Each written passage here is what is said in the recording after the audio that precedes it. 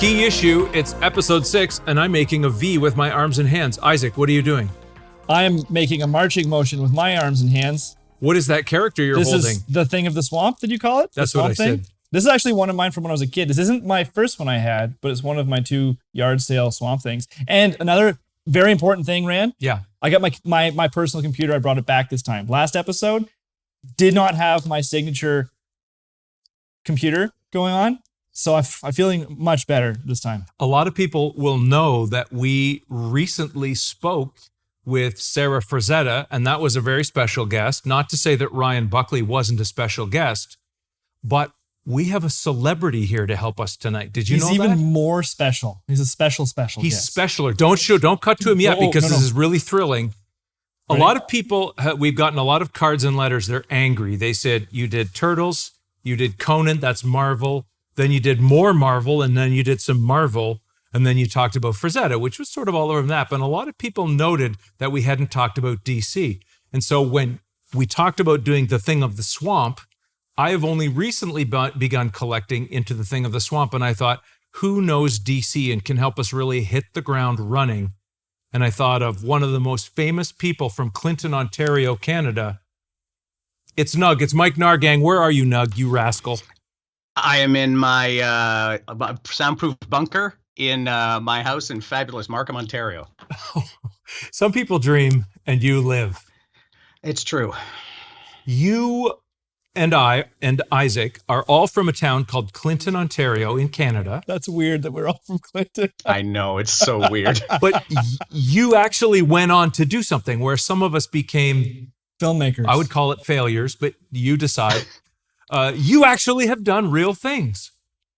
Yeah, I've done television and movies and musicals and radio and voice work and live improv all across Canada and on cruise ships all over the place.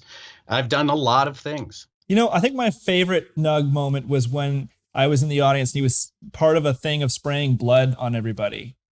Yes, Evil Dead, the musical. That was a bananas time. We did it in 2004 just for laughs for like 8 weeks. We actually stayed past the run of Just for Laughs for longer because the French just loved it in Montreal. And then we came back. It went to Broadway without us. And then when it came back, a bunch of us ended up back in it, and it became bigger and bloodier. And it's still, I think, if you Google it, it's probably still running somewhere right now. What I like about you are 2 things, just 2. Just 2 things, and I don't name them. I'm going to add another one. I don't know if he may not want to cop to this. We may have to cut this out, everybody. I'm looking at the editors. I remember you being a little kid that was told that you were in some way like another kid that had gone through the school. I remember being of a certain age and someone saying to me, there's a little kid in the school and he's like you. P.S. I am so sorry if that's true. And if it's not true, I am so sorry that I said it out loud and we'll cut it. No, it's true. Is it? So much so that I think when you came through, you were going through film at York. Mm-hmm. And I don't know if you had decided to become a teacher yet or not. You came to the public school in Clinton to teach a group of kids how to use a video camera. And I was one of those kids. Someone should cut to me right now. Cut to an actual cinematographer. Yeah. Now, the thing is, I think what someone said, it was a fellow Clintonian said to me today. I said, I think I remember that you got ascribed that young. But really what it was we were chubby, needy kids who only knew things about pop culture. Is that true? Yeah.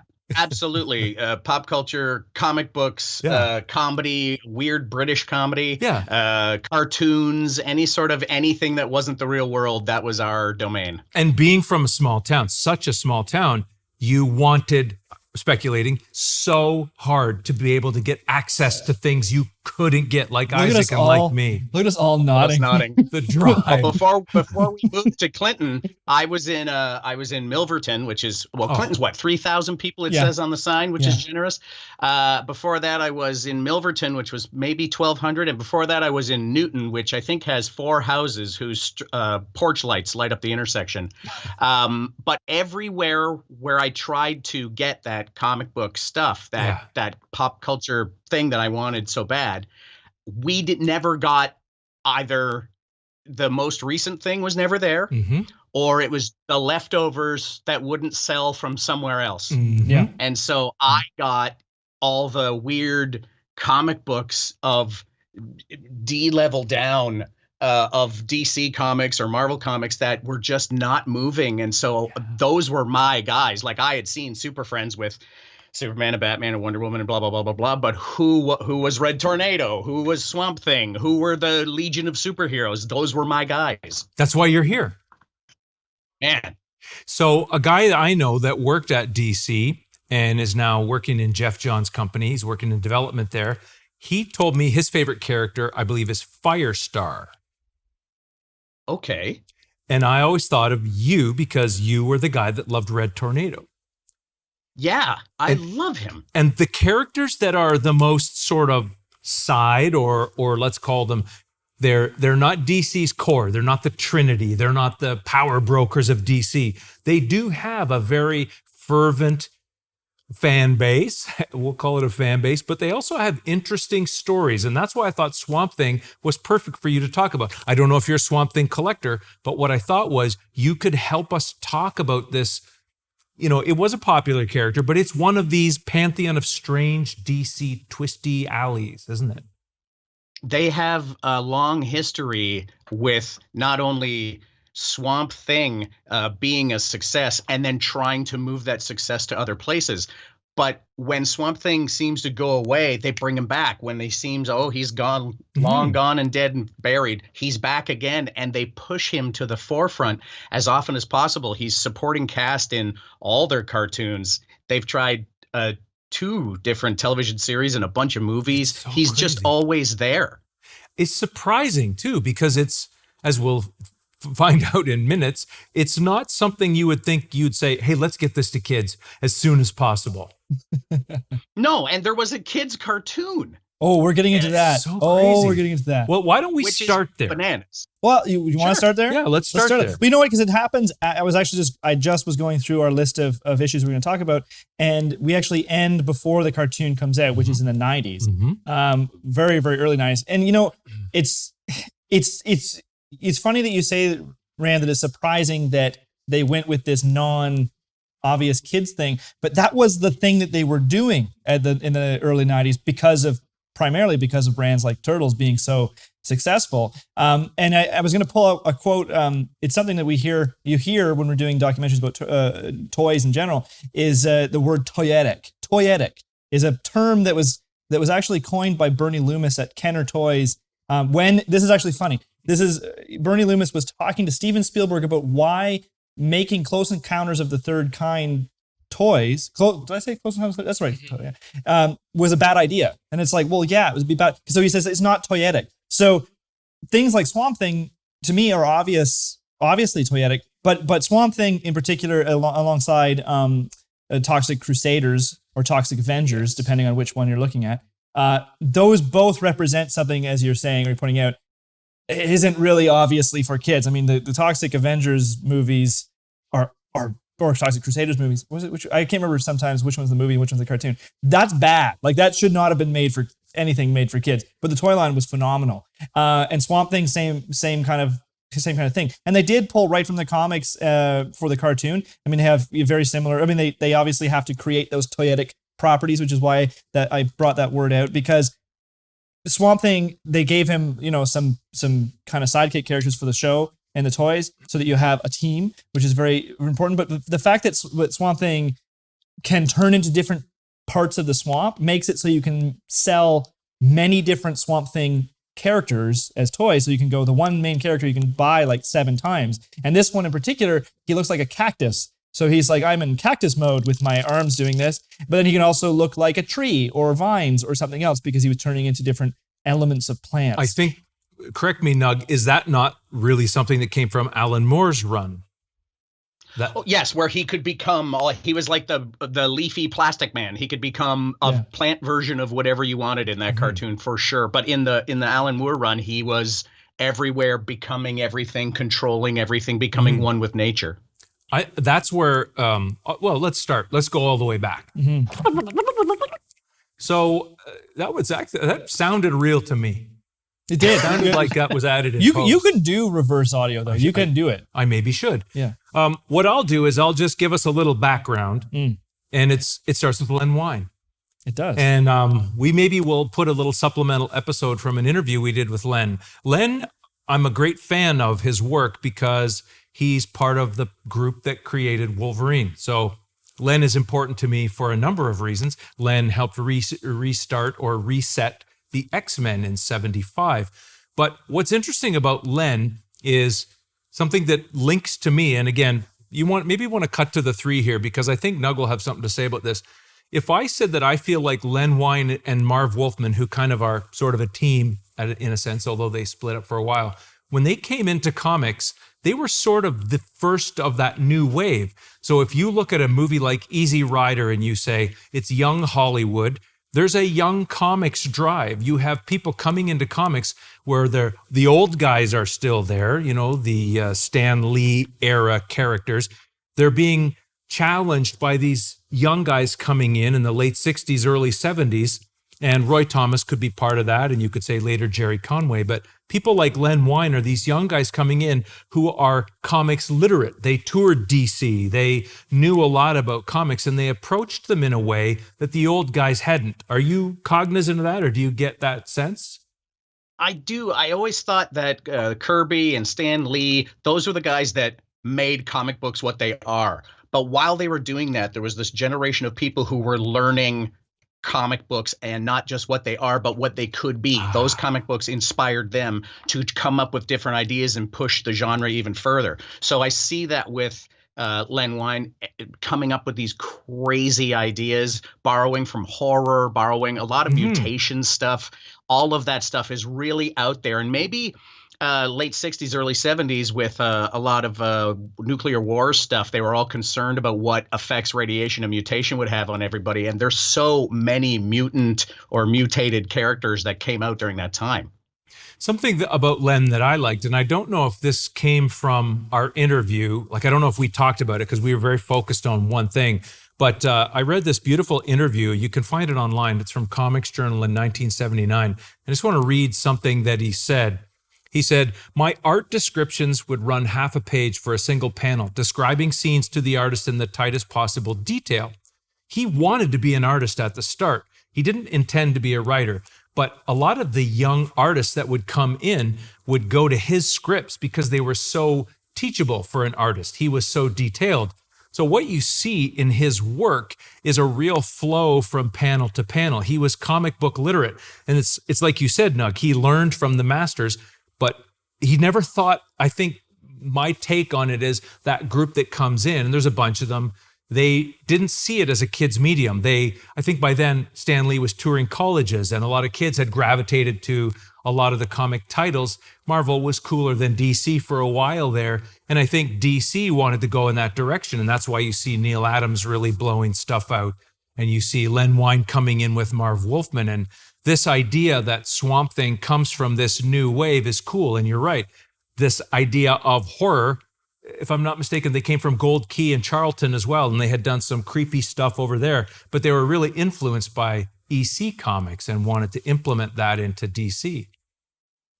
So, I mean, look at that House of Secrets cover is so EC. Let's put it up. Yeah, here it is. It's up on my Covrprice here right now, Nick. So, Nug, we work with a group called a website called Covrprice. The team there, they help us talk about the prices. We are trying to explain why people would collect things that we think they should collect. They can decide if they want to or not. But this one is obviously collectible because it's so valuable. And I love that the DC logo in the top left there, the House of Secrets, like the bat wrapped around it. It's That's awesome. Actually rad. There's a little touch. 15-cent cover price. That's a good. That means it's old.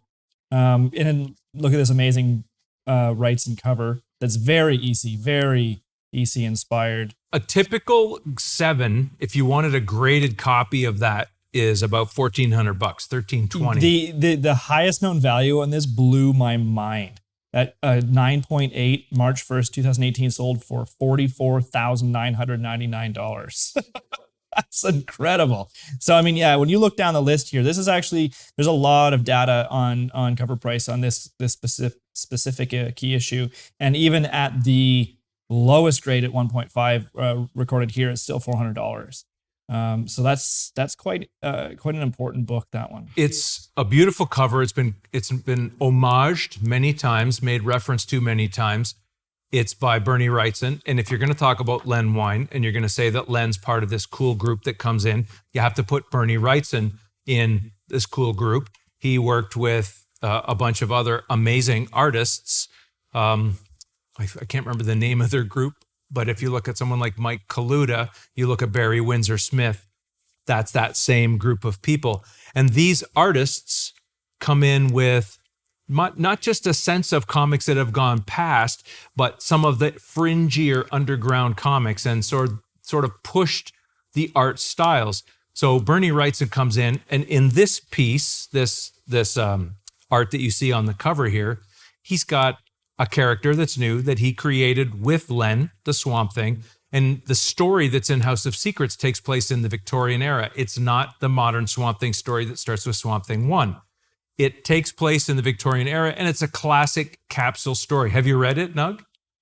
Yes, I have. I love that it's a Victorian piece, and it's very old school, like a very old-timey Victorian story, like someone, a jilted lover, or I married your sweetheart and I'm going to take you out, that story is old and I love it. But I love that it's not Alec Holland, the Swamp Thing we know as Alec Holland. This isn't him. Yeah, and it's gothic like a Nathaniel Hawthorne or something, like some classic old. It's got a very old-timey feel, and there's something about Bernie's work that we know he was a big fan of Frank Frazetta, and you see that in the covers, Swamp Thing 1 to 10. 72 to, what is it, 76? I don't know if I wrote exactly what year 10 came out. 74.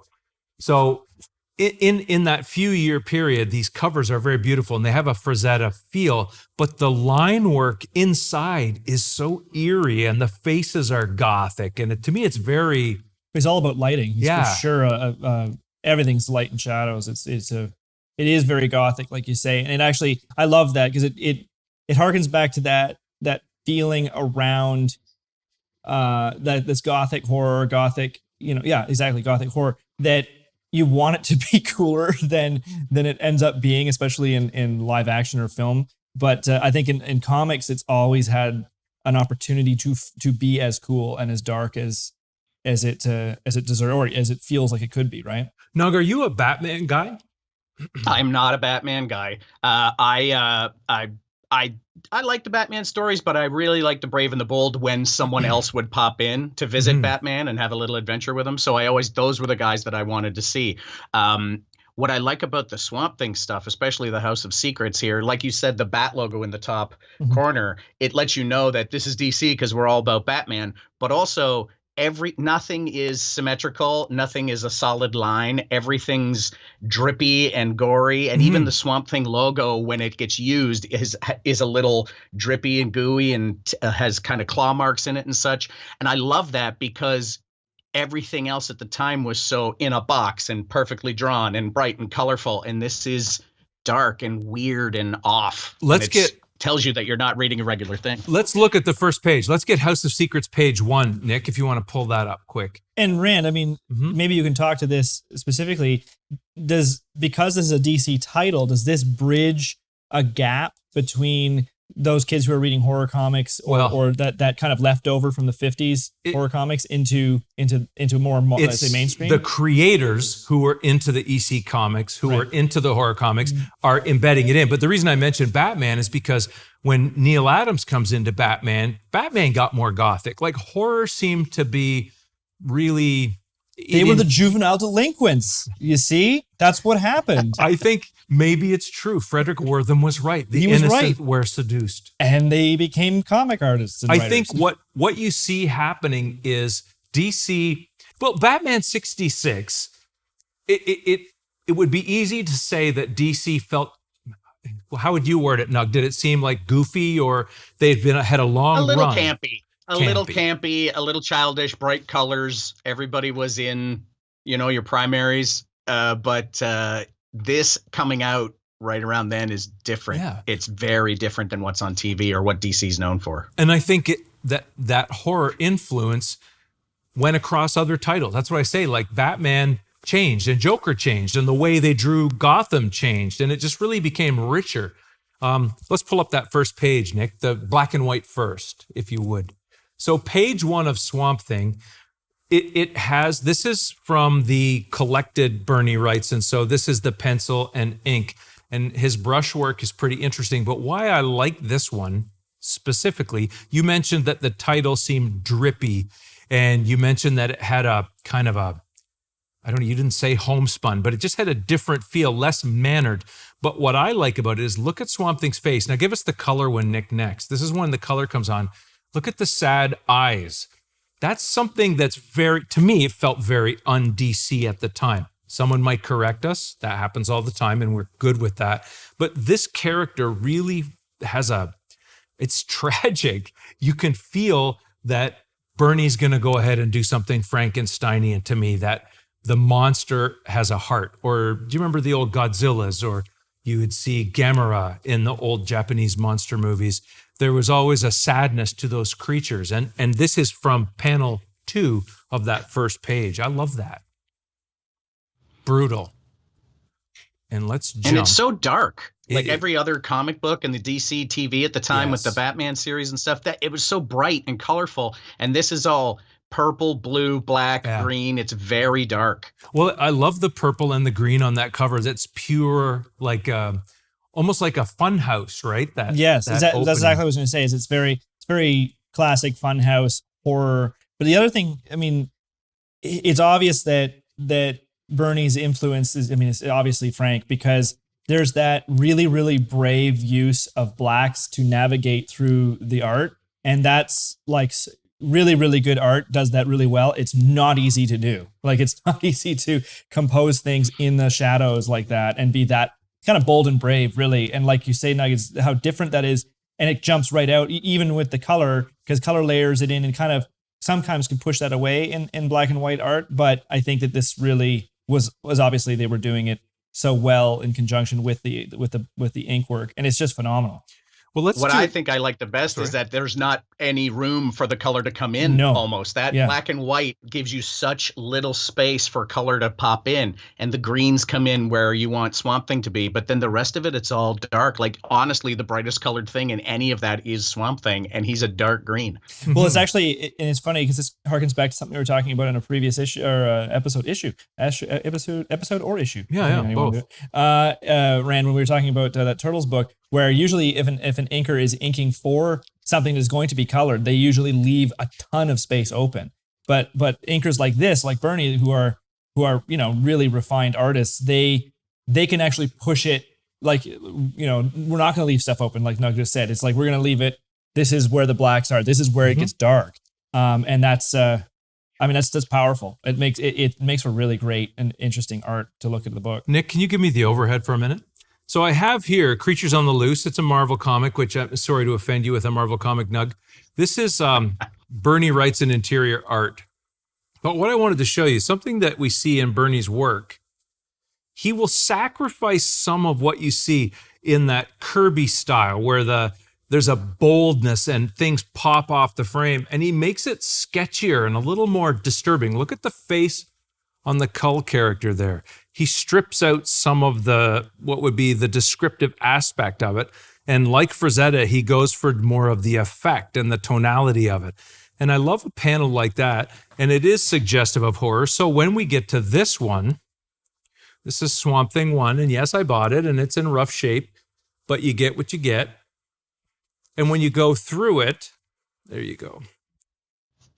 Wow. You see that same style, this very etchy, some of the faces sometimes are sacrificed for an effect or get lost. Get lost in the lighting. It's basically just really, really cinematic. I mean, really what it comes down to, it's horror lighting. Yeah. He's coming in and lighting it like a cinematographer would have shot a horror movie. But in a way, I guess what I was trying to get at earlier is he's able, or artists like him are able to do it better effect in comics than you at the time was being done in film. Because when we think about the horror films of that time, we don't think of them as scary or creepy, but this, it holds up. It's there. So he's Dutching the frame. He's doing all the horror stuff like a cinematographer, and everybody's horror movie literate. I mean, especially at that time. And what do we know about this one, Isaac? If we buy Swamp Thing 1, we are getting into, here we go, DC, August 10th, 1972. Raw comic value at $55. We're down a little bit. But highest known grade, 9.8 at May 29th, 2019 is $41.55. Not as high a value as the House of Secrets one. But it's an attainable number one. In the lower grades, you can get one for under $100 if you're comfortable with buying one as low as a 3. And sometimes a little bit higher than that, maybe 4.5.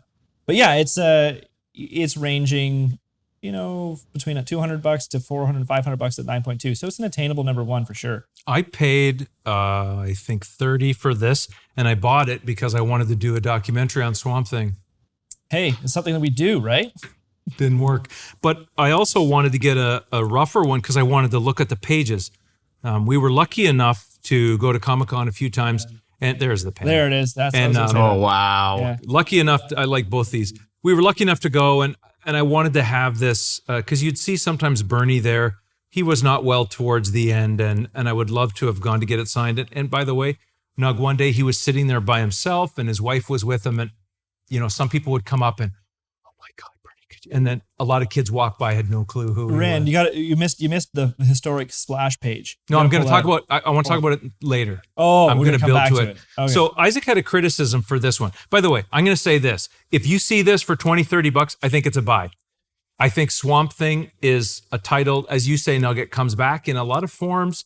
And DC Universe, or what was it called? Was it DC Universe, the channel? I've mixed it up. I can't say what the channel was that they had. The streaming thing? Yeah, what was the streaming channel called? Oh, it's gotten swallowed. I think it's HBO Max. HBO Max, but when it came out and they were launching Unlimited? DC Ultimate Unlimited. This is terrible that I can't say. It's DC Universe streaming service. Yeah, here it is. DC Universe. When they brought this back, I thought this is exciting. This is really going to happen, and I loved it. I think James Wan's company.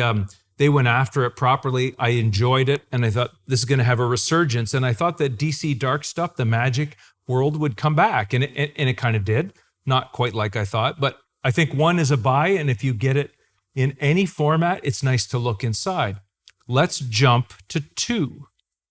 Now, by the way, there's another first. I think in 1 and 2, you see a character. Is he called Arcane? Does anybody know the? Yeah, Anton Arcane. Anton Arcane, who showed up in the cartoon.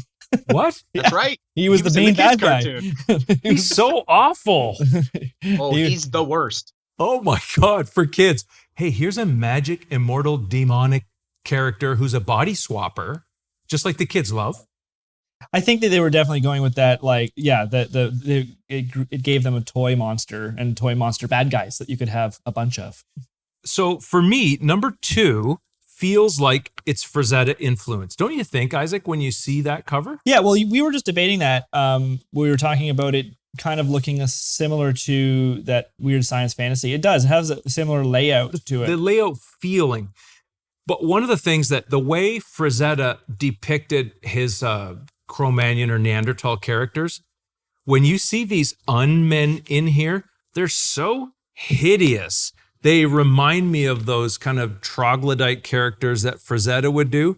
And I will tell you, as a person who looked at this when it first came out as a child, these were scary to me. There's something, so, I mean, this character and this title and the bad guys, what a delicious treat it is to bite into this. Because compare this to your costume heroes. I mean, my God, it's so different. It's so great. It's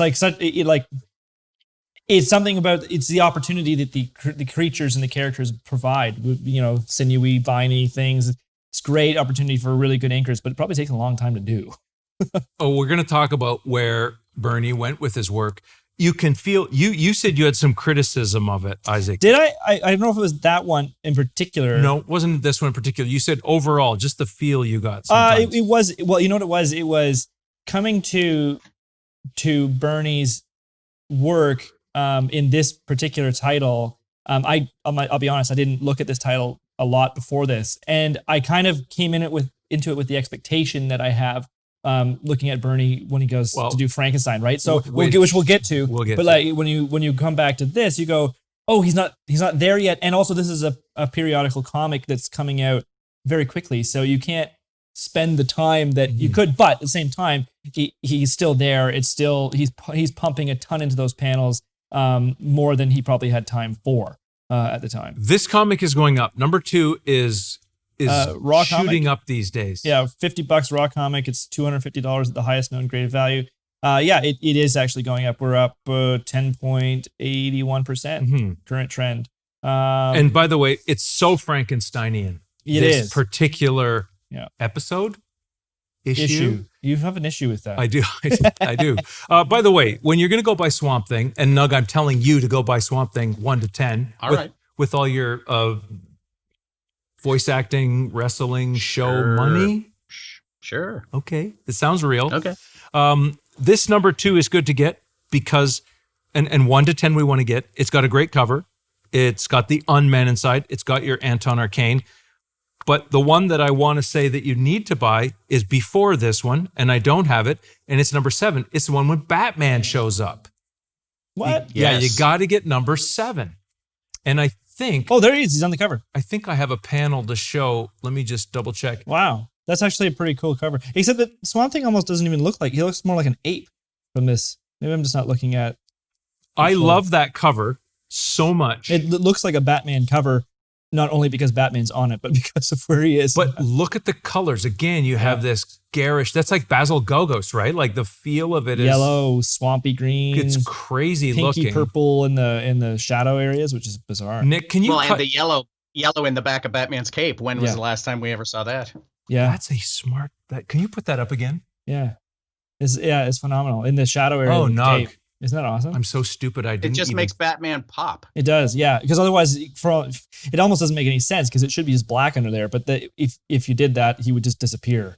So that is, it does. It makes him fly off the page. The shape of it gets accentuated the way that the yellow from the title down to the wall, down to Batman. It's really good. It's really great. Nick, it's also by the classic monster movie, right? It's like King Kong on the Empire State. Can you pull up the ST7 Batman action page? I want to show you guys a page that I pulled out. So I know you guys are not Batman collectors, but I really love the way Bernie did Batman here. I like the feel of this Batman. Rand, it actually brings up a good point in a lot of these key issues. Like, it's amazing to be able to see Bernie Wrightson do a Batman. Isn't that kind of part of why this is a key issue, right? Is to go, you collect the artist for... It would be an early Batman that Bernie did. That's right. And I like that it's a little brighter. Like, you notice how it's a little more, maybe, I don't know, is he trying to work to get a deadline so he's not going to do a whole lot of the background building stuff, I just really like that panel. That page. I like that panel where he's standing over the guys knocked out on the dock. He's almost all in shadow, but you see the fists that did the work. Isn't that great? Yeah, that's a great page. We should probably we should chip in and buy that page, the actual. Yeah, just we could split it. Yeah. Nug, in the time that we were looking at 7, you said you had an Unmen. You knew that I was creeped out by them. What the heck were you going to say?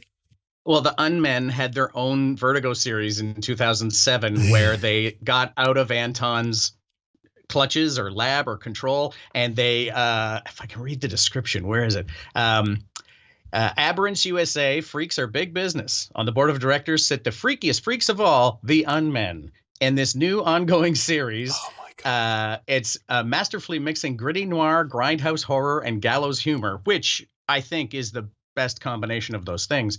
There's like a cop is trying to solve a murder of a sideshow attraction named Gilboy, but to find the truth, he's got to go talk to the Unmen. It's a horrible thing. And one of the main guys is the guy from that issue 2 that's just ahead with the hand. Stop it. That's the one that scares me the most. He's the guy in charge. Oh, that's nasty. That's a nasty character. So basically what you're saying is we've now got to start collecting Unmen? Well, yeah, sure, if you want to. I don't think it lasted very long. But you know, it's funny though to bring him in this specific issue to bring him in with a main, one of their A-list superheroes. It's interesting because I read something and I just brought it up right now on IGN. They rank Swamp Thing number 12 in the top 25 DC superheroes, and I kind of find that funny to classify him in this realm of superheroes, which is, I get it, him bringing him in as a monster in Batman, I get it, but it kind of, doesn't it go slightly against the whole thing about Swamp Thing? Is he a superhero? Do we call him a superhero? He is. Totally superhero. I want to say this. He's a plant vigilante. A plantalante. A plantalante? I wanted to say this. I've been looking for Swamp Thing 7, and it says on Covrprice that you can get a raw comic for 99 cents. One sold on June 22nd for 99 cents. And it is dropping in value, supposedly, but I can't right now find a good copy for cheap. I can right now. Just click on the eBay button. $10 right there. Look at the quality. That's been the problem. Well, it says good condition. If you pull, there's a slabbed one, 9.6 at $295 on eBay right now. I love that cover so much, and I want that one. I'm looking for 7. I think it's probably still a find out there. If you'd have better luck at your local comic shop. Don't you think the prices would be cheaper for that? eBay. I hate eBay. I'll go on record and say that I'm not a big fan of buying things like this on eBay. I would never trust the prices. However, if you're looking for something in a pinch, eBay can be, obviously. Like here I am, commercial for eBay, like you didn't know about it. But you know what's cool though, is I didn't notice. Isaac's never heard of eBay. Wow. What is this eBay? What is this internets we're using? Pretty exciting. I don't think I noticed it until this episode that they put an eBay button on Covrprice. Did you notice that? This is a new thing. It's a new thing. I think it's a new thing, and it's actually a good idea because you're like, I want this right now. There it is. I think it was further down. They've done a little bit of tuning. Do you know Covrprice, Nug? I've looked at a few of the things that I have to see if they're worth anything, and they're not yet. Not yet. You've just described my collection. Yes. But how about that list of DC superheroes? Swamp Thing's what, number 12? You said. Where's Red Tornado on that? Oh gosh, it would take me a few minutes to find that. Let's think. In the first 20, he's probably not there. I'm going to say he's not there. I'm going to agree. I'm going into Flash is number 6. It's not there. I want to jump in and say I too like. I'm going to cough. I too liked Red Tornado as a kid for the same reason you did. The C and D list characters were in like the local sweet shop. If you're going for candies and stuff, it's on the rack, the spinners. That's how you found out about them. Those big splash pages where like the middle of the cover was pushed in about an inch of whiteboard and the heads of all the characters that were from all the weird teams. Like here's the JLA and the JSA and the All-Star Squadron. And that's how you found out who Robot Man was for the first time. And for me, it was Metamorpho. Oh, very good. And Doom Patrol and So what do you think who's number 1? You take bets. Who's number 1? It's a coin flip, but I'm going to say Batman. All right. I think it has to be Superman. It's Superman. On IGN. I disagree with that as well. I'm not surprised Superman's number 1. I don't think any of us agree that Superman should be number 1, but that's mean because Superman was actually number 1. He was the first. Yeah, I don't know. I think Conan's number 1. Easy. I don't know. I like Batman better a lot. He's way more interesting. Superman just does more popular. Like if you can fly around the world and like change its direction, like okay. Oh, I can't believe you went for the movie. Yeah. Let's jump to Swamp Thing 9. And you're going to say, that's not a key issue. But that's not a key issue there. I said it. I love that cover. Swamp Thing 9 is a beautiful cover. That cover has also been homaged before. I'm pretty sure this is a key issue for that cover alone. If you've heard of Swamp Thing and you've seen anything about Swamp Thing ever, that you've seen that cover. Like this is a comic that you can get in raw for under $20. That's right. And you can get a really high ender for like $240. Like the 9.8. Top of the pyramid were like $350 for maybe won't find too many 9.8s out there. Probably not. But what I like about this one is it is one of the saddest, and Swamp Thing is always sad. Can you cut to that? Can you give us the inset, that beautiful alien? I'm actually going to go ahead and say you can get a 9.8 slab for $243 online right now. So this alien, I love this character. This character, I won't give a spoiler. It has a very, very sad few pages at the end of this. I don't know if you guys have read this one. It is really sad. And I love the way he created this character. It's so cool. I'm having trouble seeing it that close. Exactly. Yeah. I gotta look this up. Anyway.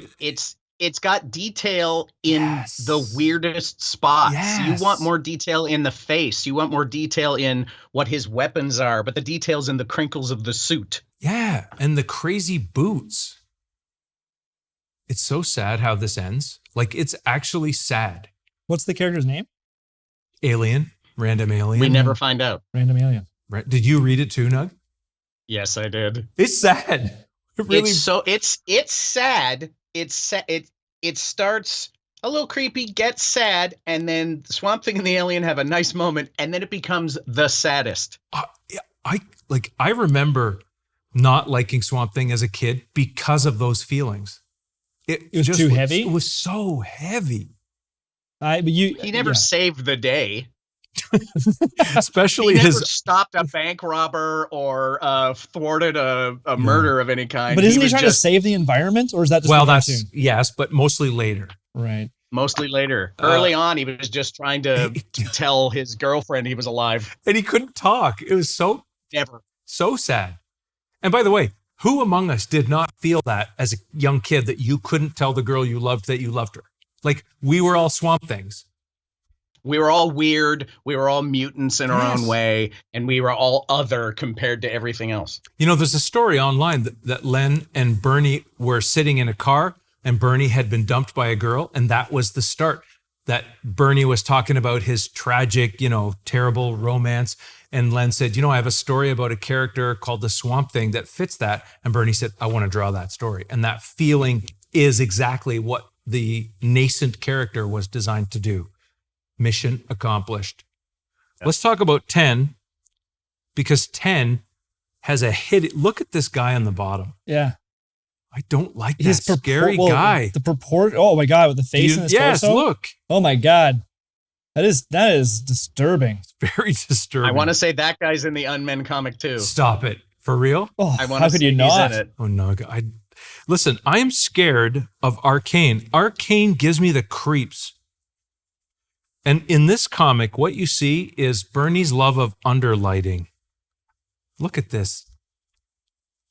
Arcane is awful. Dude, this is scary for kids. It's scary for me now. Yeah. Like, he's fighting a big, naked, fleshy Swamp Thing looking guy. That's the panel. It's a very disturbing. And compare that to the superhero stickers on the next page that are being advertised. You're so right. Just compare that artwork. Yeah, it's reminiscent of why I was scared of Swamp Thing as a child. And by the way, even the Haunted Mansion does not fit. Nope, not scary enough. He was not a scary toy for the cartoon. This is Bernie's last Swamp Thing comic, and I guess he decided I'm going to make it so creepy that little kids in Clinton, Ontario are scared to buy it. The cover is so classic horror, and that the proportions on Arcane, it's Arcane he's fighting in the front, right? Mm-hmm. Yeah. Mm-hmm. I mean, just what I found is it's almost sexual the way they're intertwined. That to me is part of the creepiness of it. It's disturbing on so many levels. It's freak show. It's dragging him to hell. It's the combination of that and Hills Have Eyes. You're so right. It's body horror. It is. It's body horror. Yeah, and Swamp Thing is usually the largest imposing figure in the comic, and Arcane is towering over him on that cover. You're so right. I never thought of that. That is so smart. That is part of why it's so creepy, is the big fleshy naked guys. He's almost humanized, like Swamp Thing in that. You almost lose his Swamp Thinginess, if you will. He almost feels like, he's being towered over and lesser. He's being dominated. No knock on the artists and creators who come after 10 for a long time. I'm not a Swamp Thing fan. I don't want to see Swamp Thing. There are some pretty gnarly Swamp Thing covers, and the art is not great. And it became, frankly, a little corny. But we all agree things changed with Saga of Swamp Thing number 20. Number 20. There's an important key issue right there. You're going to say, why do you have the graphic novel, guys? Why don't you have the titles? Well, you can only buy so many comics, right? Well, I've just started going back and getting these. Yeah. Personally, Are you an Alan Moore guy? Nug? Yeah, I love the Watchmen stuff, but this Swamp Thing stuff, this gave birth to Vertigo, and I was a big Vertigo guy. It was the success with this that made DC go, hey, I think there's some potential of a new imprint, and this was the thing that made them go to England and find guys like Neil Gaiman and Grant Morrison. These era comics influenced by some of the 2000 AD stuff. You have a kind of a group of people coming over, but we do have to note at this time, this is say 10, 12 years after Bernie's run on Swamp Thing. Bernie's art, just before we talk about Alan Moore, took a giant leap. Nick, can we pull up that Frankenstein cover? This famous wraparound cover sold at auction a few years ago for $1.2 million. Bernie got a hold of Frankenstein, and everything that he had done in Swamp Thing, he refined it to a level that I don't even know if you'll ever see a comic page or double page cover spread that's anything like this ever again. I can't imagine the detail and how long it took. Oh, to even just understand where the lighting is interplaying on shocking. Every surface and texture in that frame. Insane. Guillermo del Toro go ahead. Sorry, now go ahead. There's just so much going on. It's crazy. It's hard. Yeah. But on the screen that I'm looking at it on, you needed to look at it a lot bigger and better print than this. I want a jeweler's loop or a magnifying glass to get right in and check it out, because there's stuff we're not seeing. That's right. Yeah. Mm-hmm. And what I love about it too is it is the type of art piece where everything's imagined. It's really hard to reference this. But it's imagined in such a way that it needs to make some semblance of sense. So if you got in, like you say, Nug, and you really picked it apart and went, wow, no, this little vial is pumping into this little vial, and that, man, it's not only just rendering, it's thinking, it's design, it's layout, it's art direction. By the way, crazy. I taught high school for years. I was a high school English teacher, and I taught Frankenstein for years. And this is the scene where the monster comes to Victor and says, make me a wife. I need a companion. So he's scary and he's angry and he's violent, but he's lonely and he's hurting. And his creator repudiated him. And I remember teaching that book, and it's a tough read for a lot of kids. And you could show some of Bernie Wrightson's Frankenstein, and the kids would be like, oh, dang, like I get it. Getting it. And she's laying there. Like, it's just absolutely chilling. Wow, look at that. There's a push in on that. And of course, like, it's all about the emotion right here between these two, men, I guess. Yeah. This man. And just amazing. So to me, the art of this and the craft of this dovetails nicely with Alan Moore's craft and art, wouldn't you say? You have it does a comic. It lends itself to the darkness and to the creepiness of the old comic, but it bridges nicely into where Alan Moore goes with it. And I have to say, if you haven't picked up from the Saga of Swamp Thing 20 as an introduction to Alan Moore's writing, it's amazing. But the art, it becomes Stephen Bissett and John Totleben, and it is spectacular. I don't think Bissett did the first one there, though. If you flip over, he didn't do 20. No, pull up 20 there. 20 was Dan Day. Yeah, and that is got some really good stuff in that number 20. It's beautiful. I mean, I love some of those pages where you have this like weird wraparound stuff. But I think it's Totlben's inking. Yeah, look at that. Like look at that. Like look the way that the mirror framing on there's a couple of pages like that are phenomenal. Yes, and you're right. It's the inking, because you get into we were talking about this before we went to record this. You get into that. Go back one page. Mm-hmm. The top panel on that page specifically. Exactly. Where you look at the black areas, and then you look at this weird hatching that he's bringing into, or line work into the shadow spaces. It's phenomenal. Like, it's actually, the cover of this book doesn't do the interior art justice at all. We'll talk about Totleben when we talk about that cover. But what I love about 20, you can get it for cheap. Oh yeah. I mean, its raw value is like $37.99. It's down 0.20. It's not down that much, but trending down. But I mean, like, even its top rated 9.8 back in 2018 is $150. So this is a great key issue to grab up for sure at almost any grading. Alan Moore influenced every writer who came after. Nug said Grant Morrison, Neil Gaiman. You could say Damon Lindelof, right? Everybody saw The Watchmen on HBO. People don't like Zack Snyder maybe, but Zack Snyder took a crack at trying to grapple with some of Alan Moore. Alan Moore, a notoriously intellectual, literary, magical character, maybe didn't love comics, didn't love the business, but brought the occult in and brought environmentalism in. He created Constantine. Would you say that he really put the dark magic in DC, or do you think there was enough before, Nug?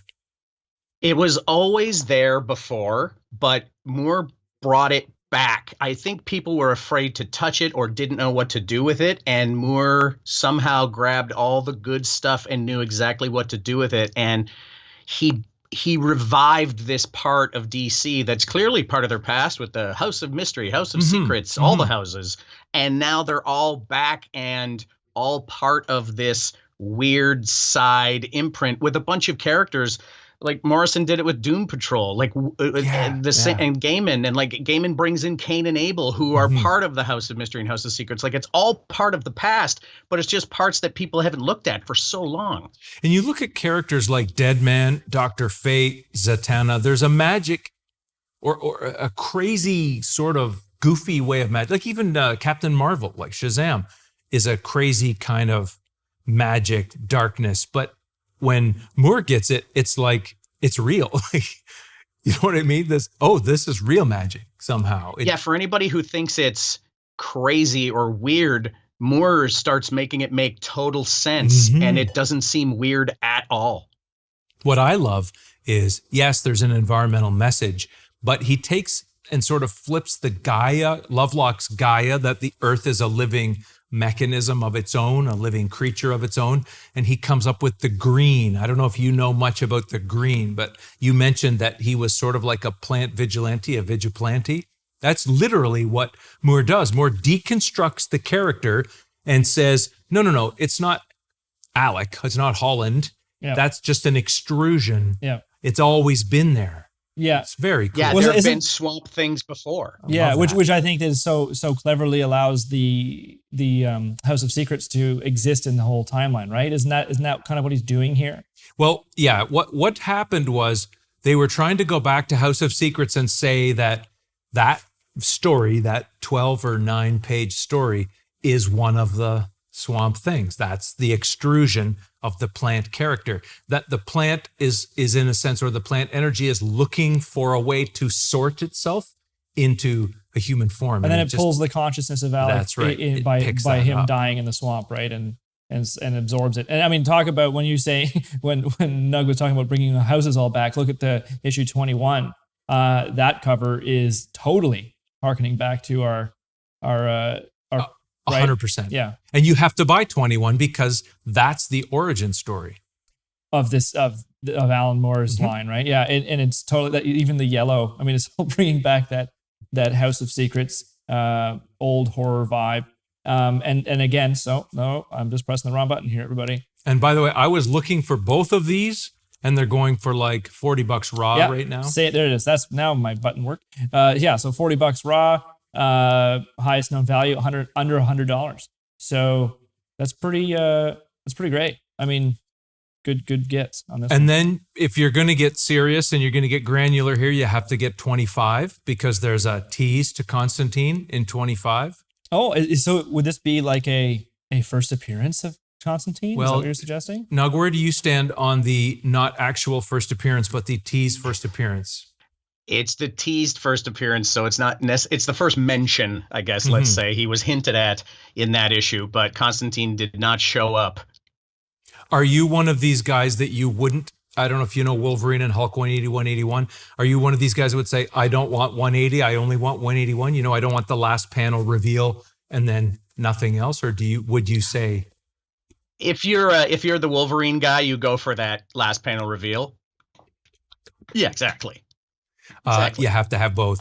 I want to draw special attention. I don't know if you follow Mark Asquith on Facebook. I know you do. Yeah. Did he not post this cover recently as one of his favorite covers of all time? Yes. Not too long ago. One of his favorites. 34. Can you pull up 34? Yeah. That's a great cover. It's awesome. That's a total Ben painting. It is so beautiful. And to me, this encapsulates when I was old enough. I'm 19 when this came out. I'm old enough to appreciate not just the art, which made me feel a bit Barry Windsor Smith, but I loved, this is the sadness of Swamp Thing. This is, to me, so touching, so gorgeous. Like, it's just beautiful. And he's so hideous. I wasn't one yet. Why do you have to say things? What year were you born? I think this is also one of the first times Swamp Thing has flowers growing out of him. He's been all green and weedy. And in that particular cover, he's got brightly colored flowers popping out of him, almost beautiful. Like he's doing it on purpose. Yeah. And the monarch butterflies, the transformational little figure, the symbol. I think this is spectacular. I'm not a frog guy. I'm scared of frogs and toads, so I don't look at that part. But there's something about even the nose hood, the nacelles, or whatever you want to say. I don't want to get rude, but it's more biological, more sexual, isn't it? In a way here, it's very, I don't know. You're seeing things that we maybe shouldn't see. You're spying on a moment that's too powerful to look at. I get why Mark Asquith loves it. Mark Asquith, by the way, was the general manager at the Silver Snail in Toronto for many years, and then he was at Space TV. He did Prisoners of Gravity. How would you describe him? He's sort of a tastemaker in pop culture in Canada.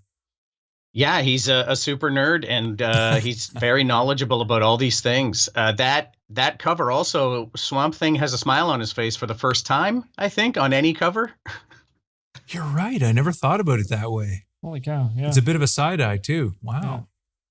So the one everybody knows is Oh, by the way, should we talk about 34 of the price, Isaac? Yeah, it's cheap. It's $20. Yeah. Yeah, it's $20.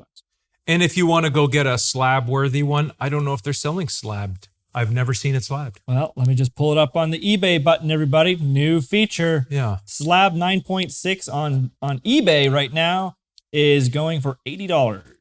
That's a good use of $80 if you put it up in your, say, you at a train station or something. Yeah, if you had one of those. A good use of $80. I don't know if anyone's saying right now during the COVID times, a good use of $80 is probably to get groceries. Groceries, food, maybe, water, things. Let's jump to toilet paper. No, we still can't buy it. Oh, right. No. We're using the Red Tornado comic. Mm-hmm. That's not funny. That's not funny, guys. We're Canadian. We use birch bark, just like our ancestors did. Plentiful. And beaver pelts. I want to talk about the last one of our Swamp Thangs is 37. It's the one that everybody knew jumped. Did it not jump when the DC Dark stuff happened, Nug? Is that when this took the big leap? I think that's when they said they were bringing it back as part of the DC Dark stuff, and I think that's when everybody went, ooh, and they went out and grabbed it. And then it had a drop after that because... Yes, it did. Constantine didn't do well. The movie didn't kind of work, and maybe the show didn't kind of work. So it's had a spike and a drop. This might be the time to pick it up. Yeah, it's the 9.8 is still $775 according to this grading at this value was taken at October 9th, 2018. So look at the sales averages. Sales averages is down 29%. Yeah. So yeah, it is going down. But yeah, it's 7.5 is still about $100 according to this. So yeah, no. Well, here the current trend is up plus 5.05. So maybe Constantine's going to have a cult following or something. It's a comic that I remember when it came out, and I remember not liking the magic-y stuff. I probably picked it up because it was yellow and it had that kind of nuclear, I don't know. How do you sometimes do this, Nug, where you buy a comic based on the cover, not really something you're into just because it's so poppy or so blasty? Do you know what I'm getting at? If it hits me in a different way, if it's a cover like I've never seen before, when I was collecting as a kid and I would walk into the candy store and they had all these weird comic one-offs. There's like Superman punching a bad guy. There's Batman swinging on a rope. And then there's issue 300 of the Legion of Superheroes where they're getting together for a class photo. And I'm like, that's the one I want, because look at all those weird people on that cover. Why are they taking a class photo? This is issue 300. How does 300 of these come out? And I've never heard of this before. There was a whole bunch of things happening at the same time. It's funny that you mentioned that. I like the gimmicks as well. And I remember do you remember what the was it the Captain Marvel 2 that had a picture of him holding the comic with him holding the comic with him holding, the recursive, you know the one I'm talking about? Yeah. Yeah, I remember those as a kid and thinking, what? It's such a strange How'd they do idea. that? Yeah, it's such a strange idea. Yeah, I was a sucker for that. And but by the way, I didn't ever buy that. Regrets. You should have. I have regrets. So, Nug, we've gone a long time. I feel bad holding you. I've just closed some of my Covrprice. Allow me to, please, if we do some other DC stuff, can we call upon you again?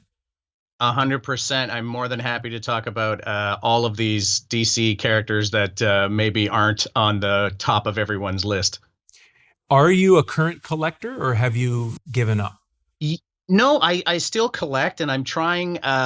Since I am such a DC guy, I do follow along with what DC's doing. I'm reading their current big event and grabbing issues here and there of other things. But whenever there's a big Marvel event, I always think maybe this is the one, and then I always start the new event, and probably about 4 issues in, I go, no, it's not.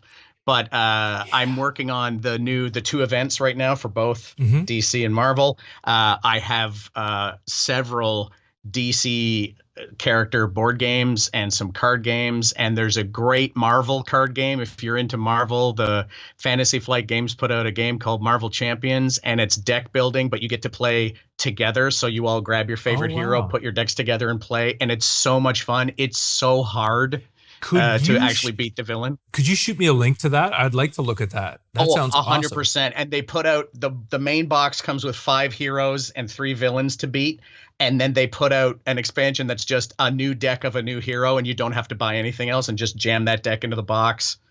It's fantastic. That sounds so much fun. I was a sucker for I'm D&D started. This is the D&D Cub Scouts honor. What would it be? I was a paladin.